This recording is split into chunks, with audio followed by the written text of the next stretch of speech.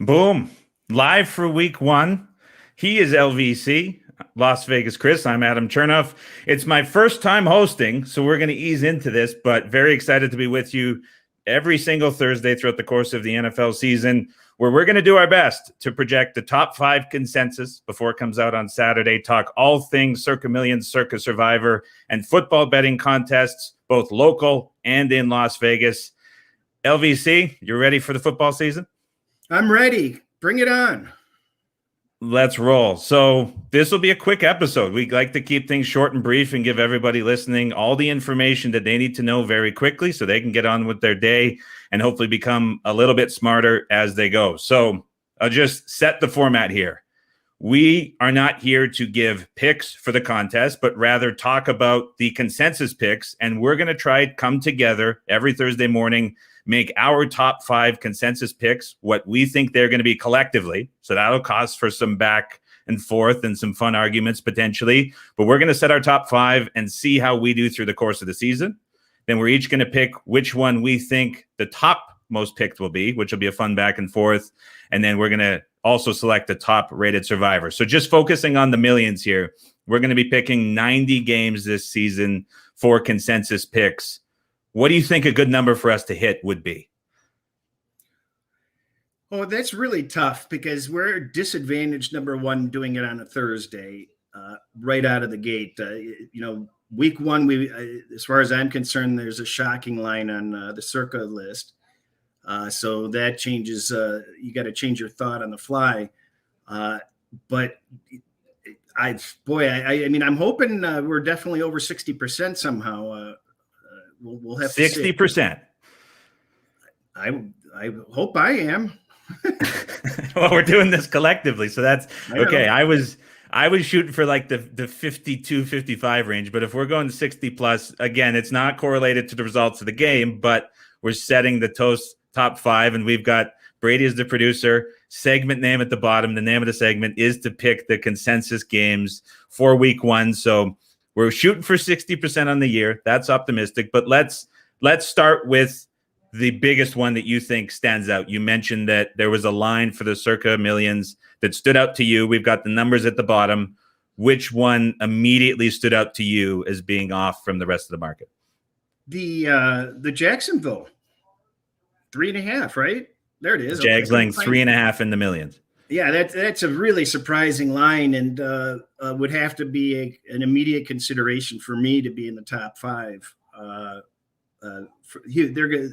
People are going to take Houston plus 3.5. Who's Jacksonville to be laying even 3 with the way they've been performing?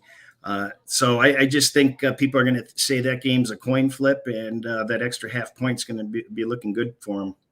So you've got Urban Meyer, a first-time head coach coming in from college. You've got Trevor Lawrence, a quarterback, coming in from college, making his first ever start. So going into Houston. But David Culley, Tyrod Taylor, a slew of running backs is the professional experience, so to speak, of playing in the pros. And that, even if we'll call it a starting lineup that Houston can throw out, you think that people in the contest are going to gravitate to the hook with that against that potentially tricky spot for the Jags? I think they will. I mean, it's going to have to be something that I consider. They're at home, and I think both of these teams, as you mentioned, when you've got these rookie head coach starting out of the gate, anything can happen, and it's going to be hard enough to find games that are desirable for people. One thing that I comment on is I don't even understand why they're putting a 3.5 out there. I'd like to see some sort of a more consistency with the lines. I like it that it's different, but the fact that it's so different from what the current market is, it's the only 3.5 I see. So it's something to keep an eye on going forward, how many lines they have significantly different like this. So as you mentioned, there's no other 3.5 on the board right now. It hasn't touched there anywhere else. Looking at the board, Pinnacle 3 minus 11, they're pricing 105 aside. So that's shaded towards the Jags. This is admittedly my first season playing in the contest. So I'm the newbie here. You're the professional, obviously, after multiple cashes the first 2 seasons. Just as like a going forward point of notice for myself and other viewers that are on the show here. Is there sometimes, like, is this an anticipation perhaps of where this number may ultimately settle from their side, or what is typically tends to be the reason, if any, that you see some differences in the prices? Because I know you've voiced that to me a couple times in the past. Well, they're being a little predictive of where I think what they're telling you is that's where they see the market is going to end up. So, and a book of that quality, you have to pay a great deal of respect to that. So, what that immediately tells me is, whoa, I got to take another look at this game. I got to chase down some information. What do they know that I don't know? Because I thought possibly that the line would be going back down the other way. So, and you mentioned the respect that they garner between Matt, both Jeffs, Glenn, Cris in the back room there. They're the best in the business of what they do. And then obviously Derek and Mike running the show. It's tough when you see something coming off to dispute what they ultimately have, because they're the best in the business. And so it could be, like you said, a forewarning of where this is ultimately going to go. So I'm not going to disagree with that, just because it is different around the key number of 3 with the hook. So we can have that in there. But is that the one you're going with is going to be the most selected, is Houston, or is there other teams that stand out? Because I don't know if I agree that Houston will be the number 1 most selected. If you have to circle in on something else that really stands out as a very popular side, which one are you looking at? Well, I'm not on the clock for most selected until the end, am I? Okay, we'll leave it till the end. That's fine. We'll just jump into another one you think can be a top 5 consideration. I think Washington will probably be on there. I think Washington, they're at home. Everybody likes Fitzmagic.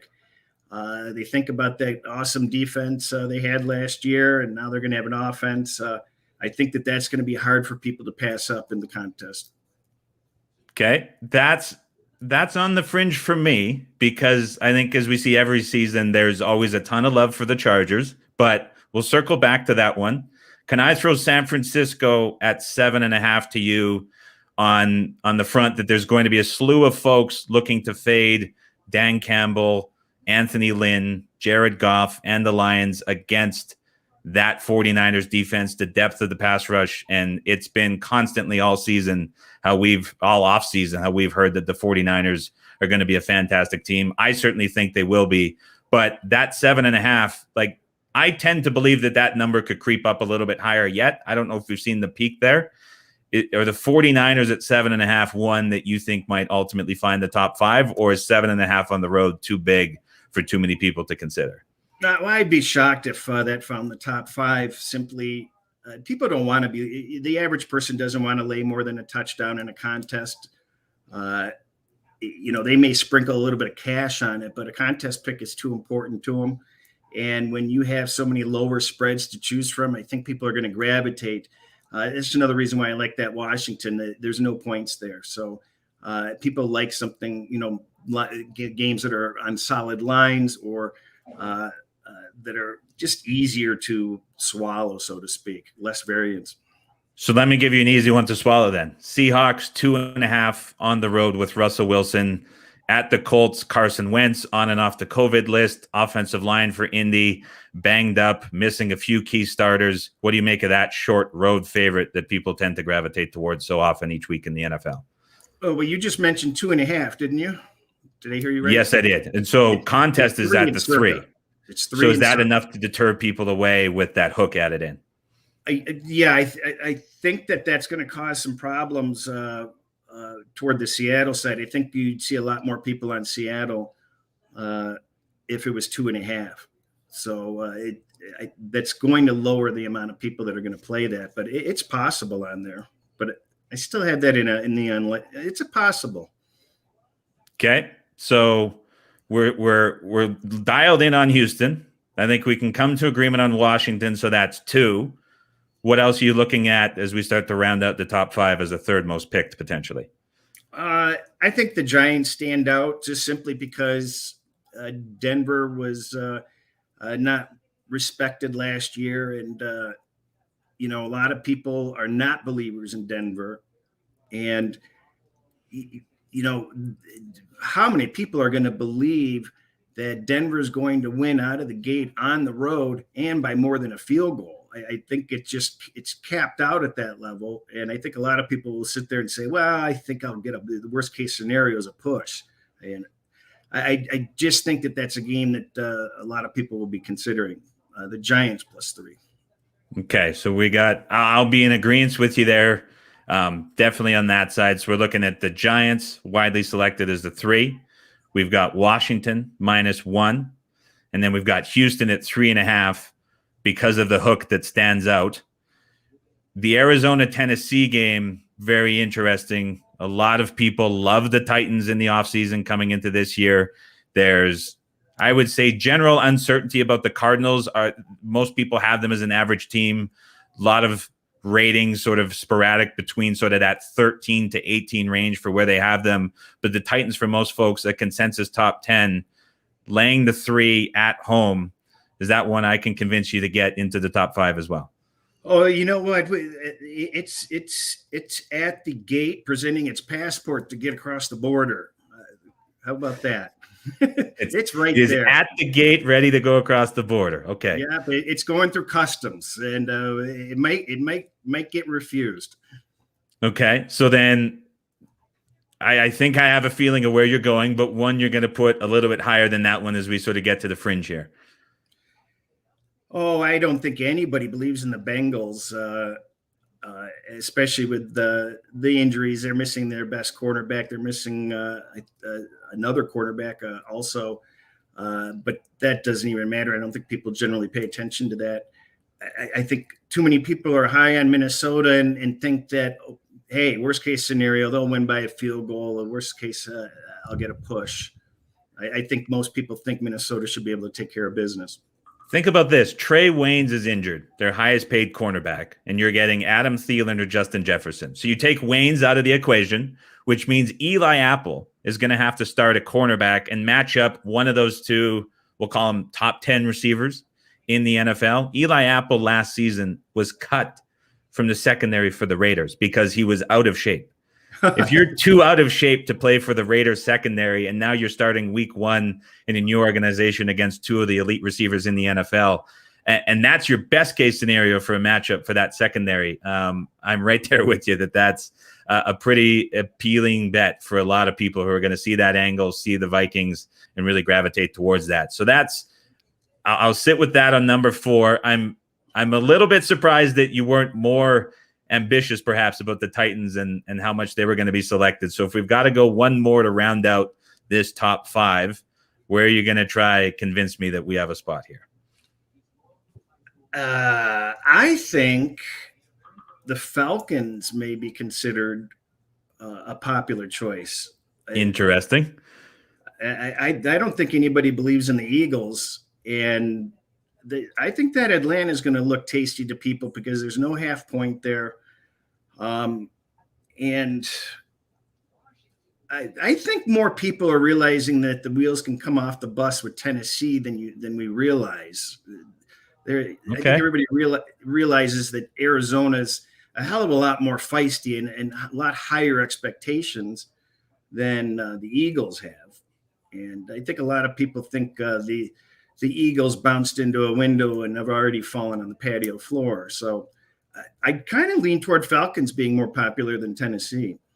So the justification here between the two, so both Atlanta and Tennessee laying the field goal at home, and the argument here to include the Falcons rather than the Titans is that the Cardinals in general, for bettors within the contest, going to be ranked or rated higher for this specific matchup than the Philadelphia Eagles. I think so.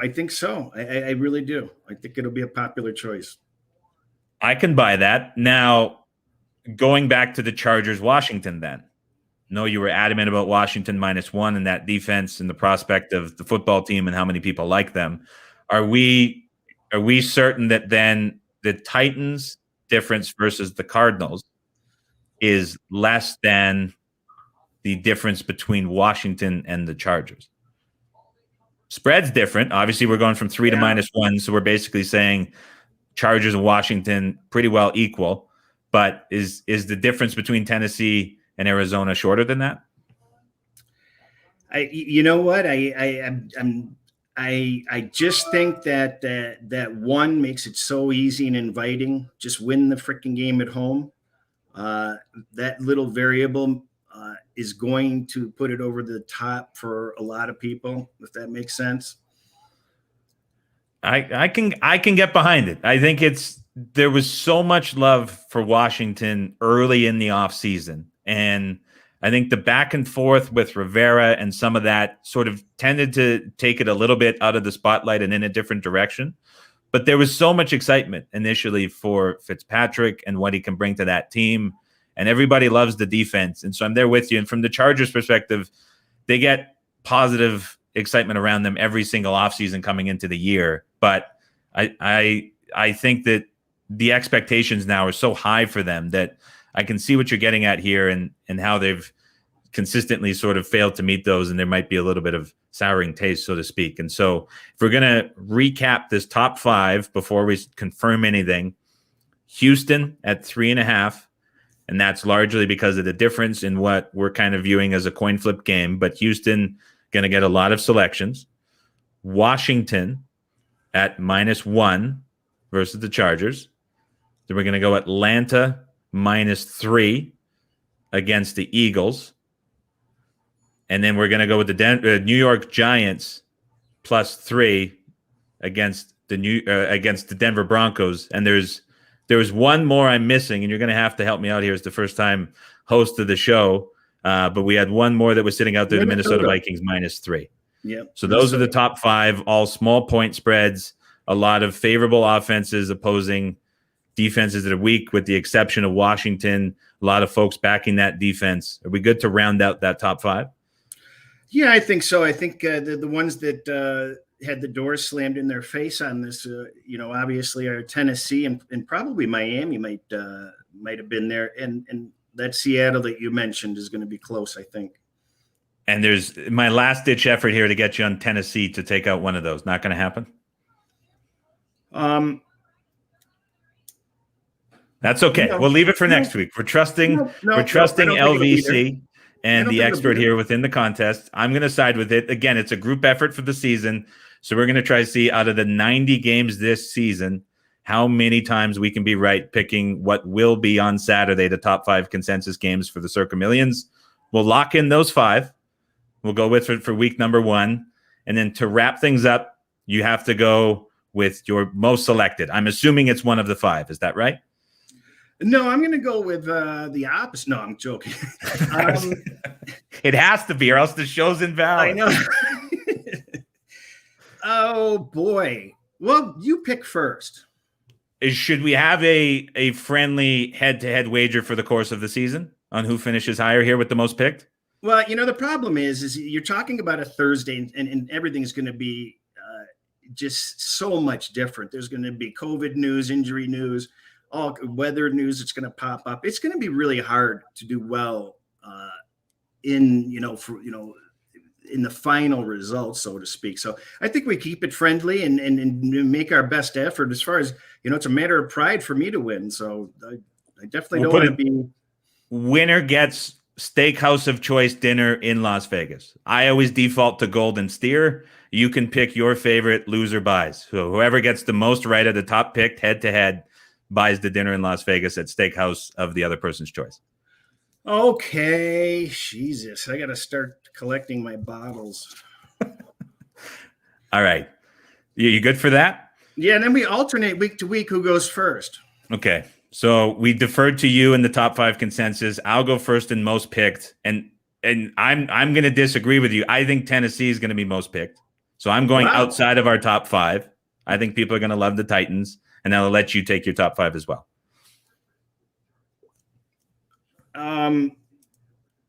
We're going for just to be clear, the highest selected overall, not just outside the 5, right? Correct. Okay. Just wanted to be clear. Oh boy. I think I can pick any one of those 5, but,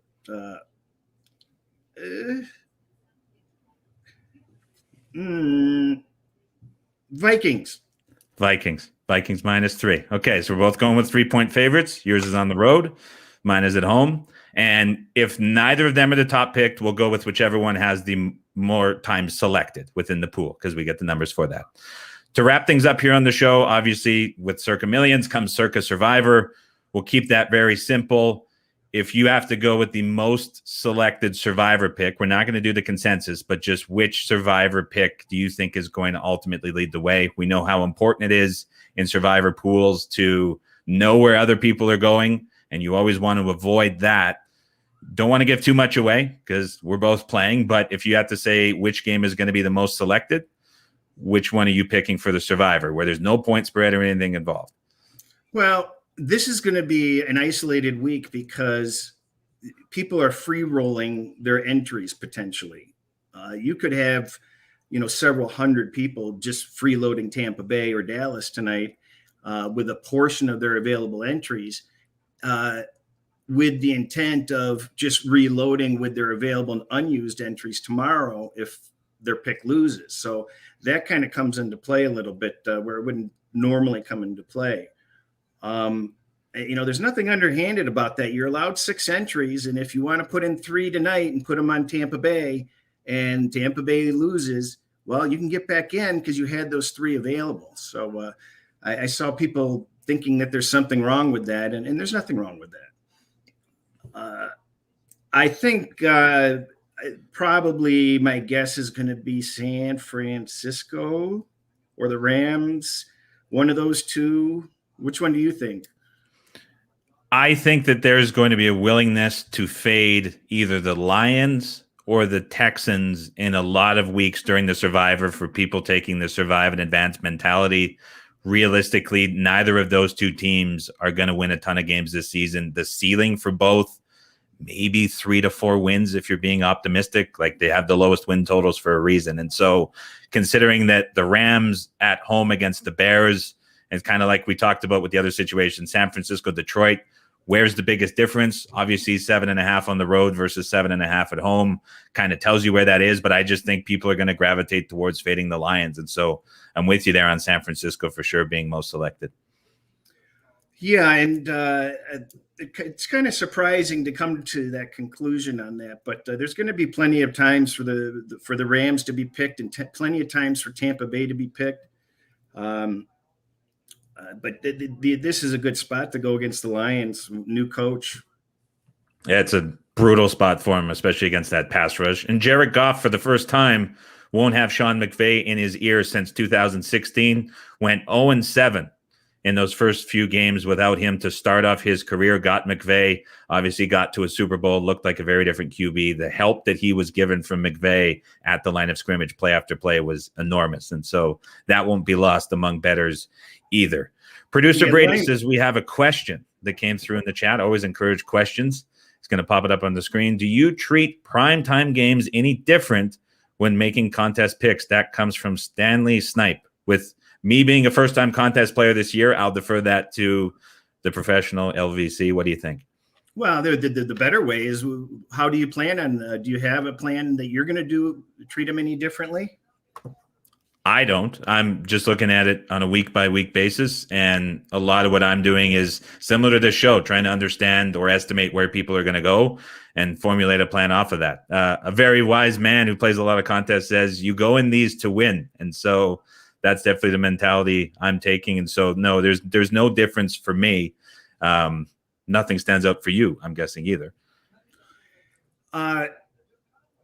Yeah, there's going to be a significant difference because I'm not going to do Thursday. I was wrong. Games. There we go. Words of wisdom. I'm not going to do Thursday games unless I have to. So that's one of the primetime factors. But but other than that, I think that's about it. You treat them all the same. I mean, you're more cognizant of which teams fare better in prime time and which ones blow up regularly, and there's there could be weather concerns, wind concerns, but the same concerns with all the other games. Was that a backhanded jab there at Kirk Cousins? Is that where you're going? Yeah, blowing up in primetime games. I was going to bring him up, but yeah, no, it's okay. So the difference wasn't as vast as I think, but we also have another one here, 617 golfer. What area code 617? I don't know off the top of my head. Does a divisional game versus a non-conference game make it harder or easier to pick a winner? For me, I think it's harder because divisional games are played much closer. So your metric, like I work off of metrics, and the metrics are diluted a bit with divisional matchups versus non-divisional matchups. So it takes more consideration for me. Divisional games are very difficult often to judge from a home field advantage perspective, because you have to make an adjustment from just general games versus divisional. And it's really hard to get that right because there is the familiarity, and there's a lot of data that shows within the division, home field advantage tends to be less than it is in non-divisional games. And so that always tends to skew the line. And then it adds in that little extra element with the familiarity, like you mentioned. And so definitely, I would say a little bit trickier to go within the division as well. I would agree with you there. One last comment to end the show before we let you get on your way. This Thursday, yeah, that was, I took on that mentality for year 1 and 2 of his career, and getting into year 3, it didn't make me look so great, but that was a historic jump from Josh Allen and the Bills. And I would say, not to stretch it and sort of upset anyone, but in the same way that McVay helped Goff along for the majority of his career, we might be seeing Brian Daboll, sort of the unsung hero, so to speak, in Buffalo with his pass rates and how he's setting people up within that offense for a ton of success. So Bills are a fun team to watch, but yeah, certainly eating a lot of words this season myself for Josh Allen. Any take on the Bills, LVC? Well, don't get me wrong. I believe in the Bills, and I don't think Allen will crash and burn by any means, but you're looking at a lower rated, back in 2019, he was a bottom tier quarterback. And not just bottom tier, he was like bottom 5, borderline starter. Exactly. So come 2020, there's no fans. There's all kinds of variables. This guy's a world beater, and all of a sudden completing 69% of his passes. He couldn't hit 56 in college. You throw this guy $250 million, and he's going to have the same motivation and that same, hunger. I think he'll be okay. But boy, I wouldn't have given somebody $250 million without showing me in front of crowds that you can do it, and for more than one season. Give Brian Daboll $250 million.